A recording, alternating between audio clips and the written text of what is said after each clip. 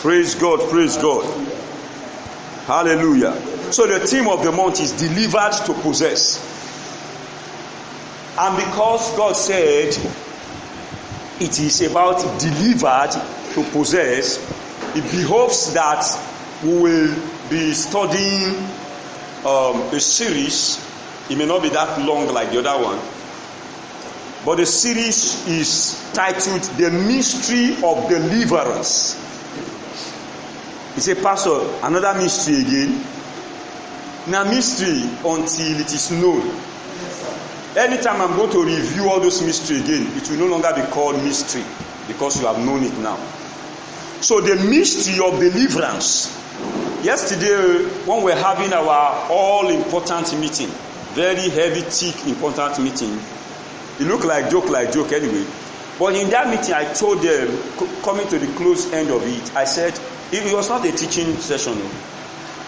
I told them in our prayer, I said there are two mysteries, very keen mystery, among several mysteries, that the Bible mentioned that it must be in Zion. Yes, sir. Yes, sir. I mentioned the mystery of mercy. Yes, the secret of mercy, it is about Zion. And the secret of deliverance is about Zion. It's not about unbelievers. It's about believers. It's not about sinners. It's about God's people. The first of us became God's people before they can encounter mercy. And I said mercy is not forgiveness. I said mercy is not, unbelievers don't receive mercy. Unbelievers receive salvation from God. All believers receive remission of sins, and by salvation eternal life is planted in them and they become born again. I said mercy is for God's people. You first of all become a child of God before you can fulfill Hebrews chapter 4 verse 16. Now that you are a Christian, Hebrews chapter 4 verse 16 now say, as a Christian, come boldly before the throne of God. Sinners don't come boldly. You are a child of God. Now that you are a child of God, come boldly to the throne of God and collect mercy. So it's children of God that can come boldly to the throne of God to collect mercy. If you are not a child of God, you cannot come boldly. You come sinfully to collect salvation. But a child of God come boldly to the throne of God and obtain mercy. The mercy he obtained will help him to find grace. And that grace will now help him in the day of need or time of need. For example, the time you need grace to stand boldly when there is an opposition, especially everybody there, they are not believers and they are opposing, and he needs the grace to stand. The grace he has collected will now speak for him that day. He showed up in a very competing bidding for contracts, and everybody present there, they have leverage. They have competitive advantage of knowing people. Some are collected letters from senators. Some came with letters from president. He is coming as nobody except somebody in Christ Jesus. Knowing nobody, and you stand there. In that condition, you need grace. So mercy that you obtained when you came boldly to the throne of God and then helped you to collect grace. Now you need the grace. The grace will now talk for you there. He says that we may find grace to help in time of need. I told you, I said grace, you search for it. Mercy, you come collect it in the throne of grace. But the mercy will help you to find grace. I said that mercy. Yesterday we read, somebody read that scripture here. Maybe Brother Agbo read that scripture here. Where we read a portion of, not even the psalm. We read a portion of, was it Obadiah we read? Where we read a long flow, and then he said, the Lord will have mercy. The Lord will show us mercy. He says, and then mercy shall spring up from the heads, and then righteousness shall descend from the heaven. He said, and the Lord will bless our land. The Lord will bless our land out of Zion. We read that scripture here yesterday. So I said mercy and deliverance are two things that the Bible was emphasizing upon Mount Zion. Upon Mount Zion. That means in the house of God. That means among believers. How that, and I explained yesterday, how that deliverance, there are different types, and they are in different phases. For example, that you are born again means you were delivered from the domain of darkness. You are no longer there. You are no longer there. You are no longer there. The domain of darkness. The Bible says, who has delivered us from the kingdom of darkness? King James called it kingdom of darkness. Actually, the power of darkness. That's Colossians chapter 1, I think verse 14 there about. Who has delivered us from the kingdom of darkness and has translated us into the kingdom of his dear son. And I said deliverance did not end there. It didn't end there. Deliverance did not end there. Is that good? Is that good enough for church service? Yes, it's good enough for church service. Jesus did that, right? He went for service and was flogging people. Please, about Joshua, help me. Next service, you help me get some week. During service, anybody selling and buying in the service, selling and buying distraction, we give him one in the Lord. That will basically be children, not adults. Now say, Pastor say, go to flog us. I didn't say so. So let's introduce the subject of deliverance. Let's introduce it and see it into detail. And I mentioned that yesterday, I just mentioned while we were praying. I said, when people hear deliverance, the thing that used to come to their mind is that one person will be doing like this. Where they are praying for mercy. And something will say, I will go, I will go, I will go. Well, that is one aspect in deliverance. Yet there are several aspects. Believers, many Christians have not tapped into it. And that is why a lot of happenings are happening in their life. They can't account for. And they think it's even God. So when they are praying, they say, oh Lord, do this about me. And God is not aware. God is not aware. So we are going to see it here because that is a concept that will help us to possess our possession. It's a concept. It's a concept. It's a concept. Upon Mount Zion shall be deliverance. How come he's saying upon Mount Zion? Mount Zion is the city of the living God. Mount Zion is the congregation of God's people.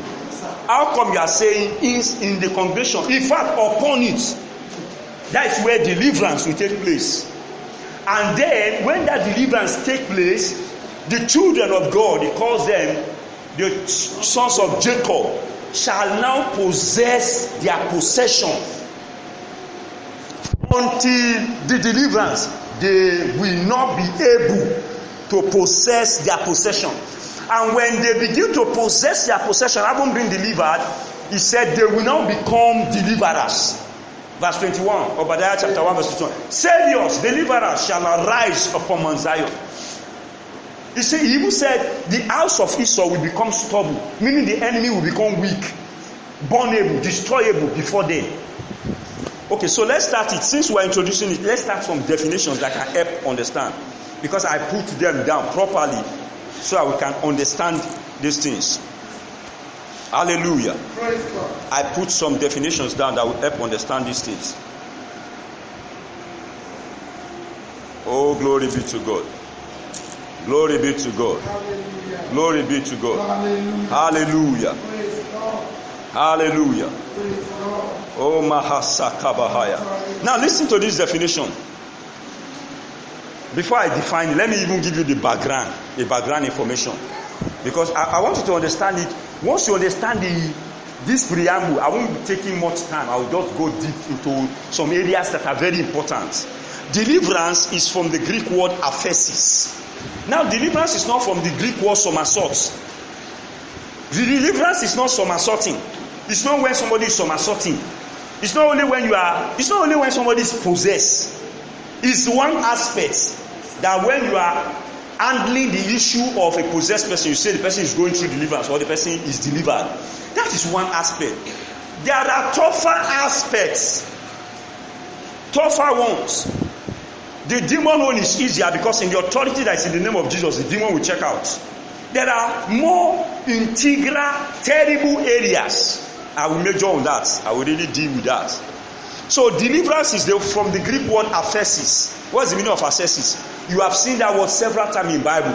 But because you were not taught or you didn't know that that is what it means, you use it, but when you hear deliverance, you feel strange. And yet, you have been using the same word since. Aphesis is the same word, liberty. Aphesis is the same word, remission. Aphesis is the same word, liberated. Aphesis.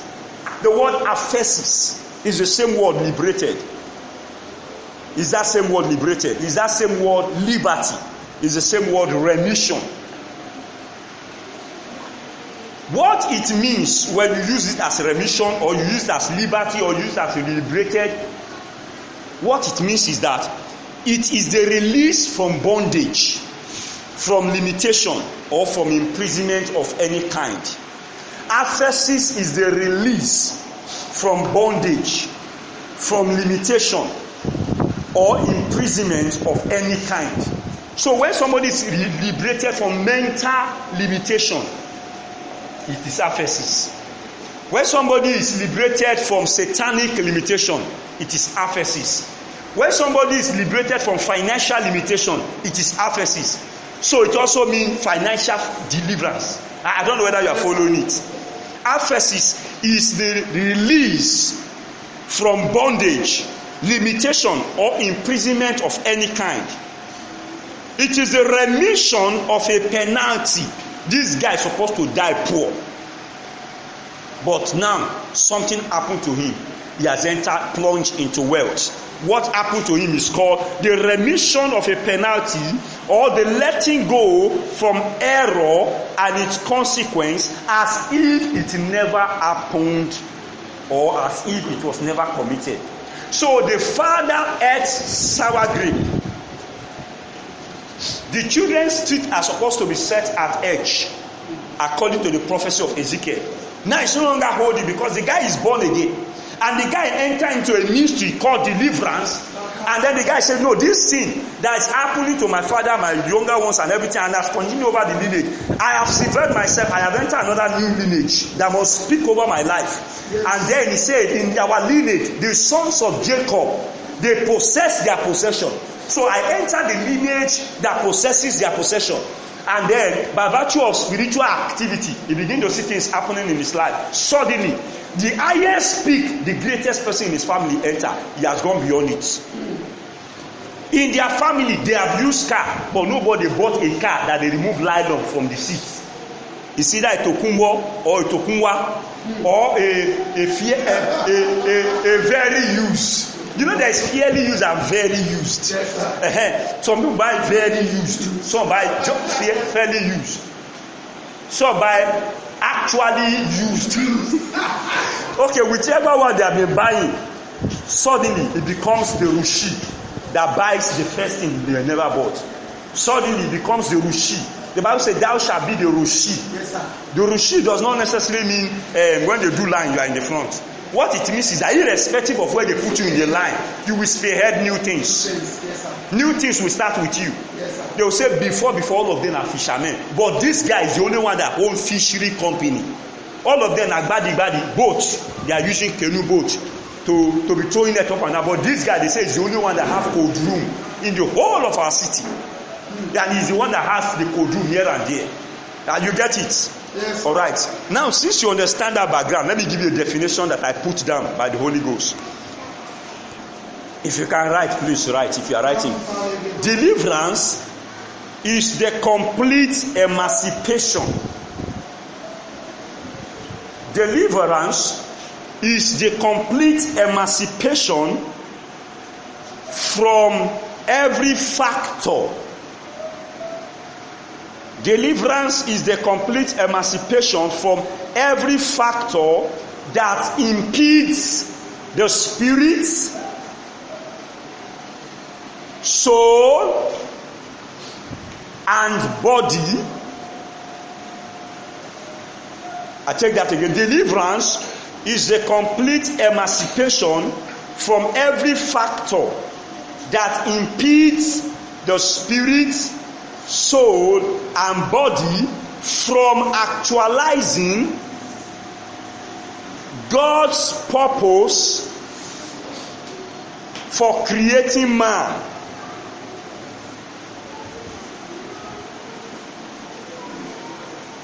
Deliverance is the complete emancipation from every factor that impedes the spirit, soul, and body from actualizing God's purpose for creating man and is living in the fullness of the blessings of the finished work of Christ Jesus.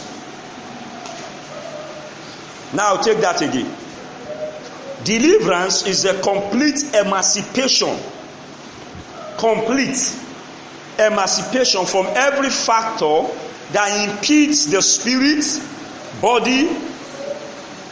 soul, and body from actualizing God's purpose for creating man and is living in the fullness of the blessings of the finished work of Christ Jesus. Now that definition is exhaustive of anything called deliverance. This definition, I crafted it out by the Holy Ghost. It then means if deliverance is the complete emancipation from every factor that impedes the spirit, what of if there are different factors? It will also mean different deliverance. You get it? And when I say different deliverance, I don't mean a deliverance from this one now, and a deliverance from this one now, and I mean a deliverance from this one now. That's not what I mean. Because the factor represented here is there is the spirit, there is the soul, there is the body. There is a deliverance at the level of the spirit. Yes, sir. There is a deliverance at the level of the soul. Yes, sir. There is a deliverance at the level of the body. When a man is said to be completely delivered, is when he is completely emancipated from factors of impedance in his spirit, soul, and body. Otherwise, he is not completely delivered. Even though he is delivered, and now, as a child of God, he is born again. He has been delivered from the kingdom of darkness. There is a deliverance level at the level of Romans chapter 12 verse 2. That it says, but be ye not conformed to this world, but be ye transformed by the anakainosis, meaning renewing of your mind. Why renew your mind? If by default, when you become born again, your mind is already renewed. Do you understand what I'm saying? Renewal of mind, I said that to say, please, I need you to listen carefully. I sense in my spirit that you are distracted. Some people are distracted. I need you to listen. The labor, there is a labor in teaching. There's a lot of work to teach. To communicate these things. Even though I'm doing it by the Holy Ghost, my energy is involved in it. And I need that energy to produce results. I need you to really hear it. Distract every distraction. Come back to this place. Stay in service. Hear it. Let it sink inside of you, because there is also a deliverance in the hearing. In the hearing, there is a kind of renewal. There is a kind of anakainosis that takes place in the hearing. All right. Praise God. Glory be to God. Hallelujah. So, Psalm 44 verse 4. Somebody please help me with Psalm 44 verse 4. Sister Shade, you should go straight to Joel chapter 2 verse 32. Joel chapter 2 verse 32. But Joseph, just make it a family matter. Psalm 44 verse 4. Okay. Sister Shade, Joel chapter 2 verse 32. So we start with Bob Joseph. I want you to listen to those reading.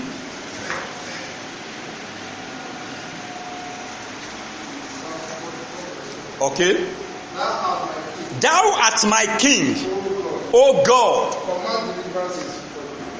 Command, is it one or many? Command deliverances for Jacob. Are you following it? Thou art my king, O God. Command deliverances. Because there are different levels. There are more than one. There is the one at the level of the spirit. There is the one at the level of the soul. There is one at the level of the body. Now, this is anything you hear here, if it is not scripturally consistent, get my attention. Be like the Berean Christian. Go back, look at them scripturally. Get my attention. Pastor, it's like this area. You push it out. It's like it's not consistent with the new creation reality. You say command my deliverance. And don't make mistake to think